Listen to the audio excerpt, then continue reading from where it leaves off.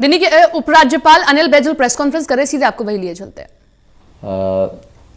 Which has been meeting every day almost in connection with the coronavirus and how to deal with it. So at the outset we all congratulated the Prime Minister for his bold and decisive but unavoidable initiative, because given the situation that we are in, locking down was the only answer. How to implement this lockdown without adversely impacting people for their meeting their needs, all that was discussed in detail. Generally, we felt that number one, we should as effectively as possible implement the instructions given in the notification to Government of India, and accordingly our state level disaster management committee is also, from their office we are going to issue instructions for the benefit of the users and suppliers of services. While we would ensure effective implementation, we also felt that there was that we also want minimum inconvenience to the public, particularly to the lower strata of the society. During the lockdown, we would ensure that essential supplies are maintained.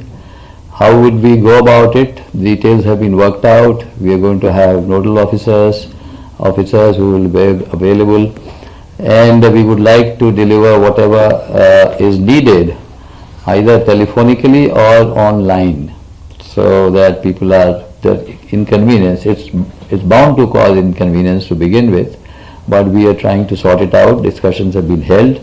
Details of what we have discussed, I would request the Honorable Chief Minister to let you know. कल माननीय प्रधानमंत्री जी ने पूरे देश में lockdown का ऐलान किया है।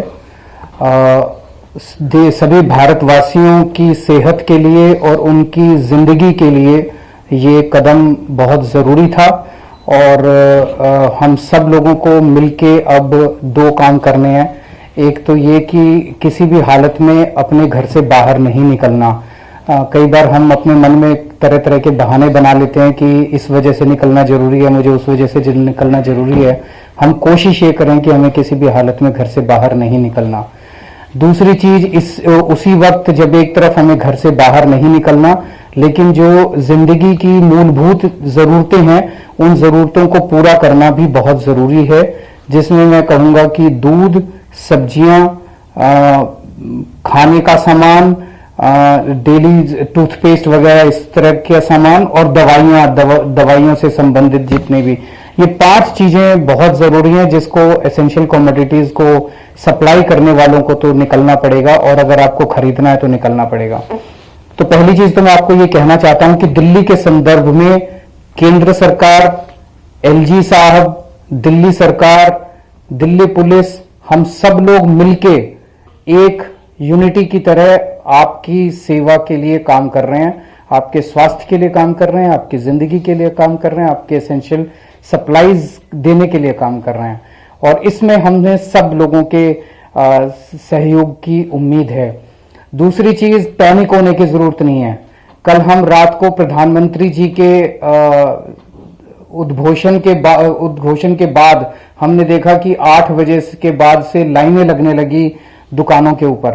तो जिस वजह से लॉकडाउन किया गया था वो लॉकडाउन का मकसद ही खत्म हो जाएगा। अगर हम लोग दुकानों में भीड़ करेंगे, आपस में इस तरह से इतनी भीड़ में जाएंगे, तो वो लॉकडाउन का मकसद खत्म हो जाएगा, फिर कोरोना एक दूसरे से फैल जाएगा।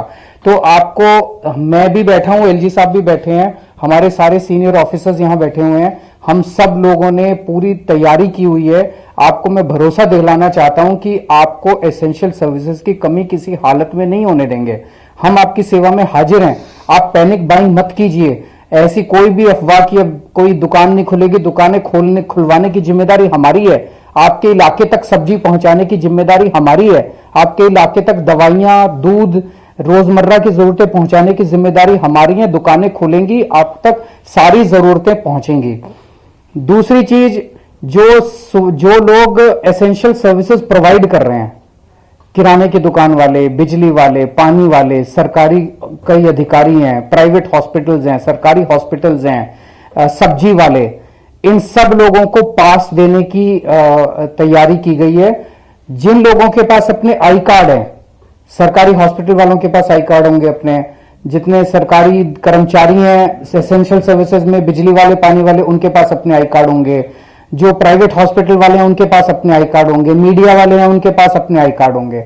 जिनके पास आई कार्ड नहीं है, जैसे मान लीजिए किराने वाला है, सब्जी वाला है, इन लोगों के पास आई कार्ड नहीं है, हम आज दोपहर तक या शाम तक एक हेल्पलाइन जारी कर देंगे। आप उस पर फोन कीजिए, आपको हम तुरंत ई पास जारी कर देंगे।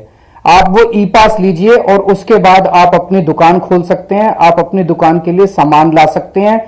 कुछ फैक्ट्रियां ऐसी हैं जो कि मिल्क प्लांट है जैसे, या दवाई बनाने की फैक्ट्री है जैसे, मास्क बनाने की फैक्ट्री है, सैनिटाइजर बनाने की फैक्ट्री है, वेयर हाउसेज हैं, ये सब लोग भी ई पास लेके अपनी अपनी फैक्ट्रियां और अपने अपने ट्रांसपोर्ट का काम जारी रख सकते हैं। हम नहीं चाहते कि किसी भी तरह से किसी को इस दिक्कत आए।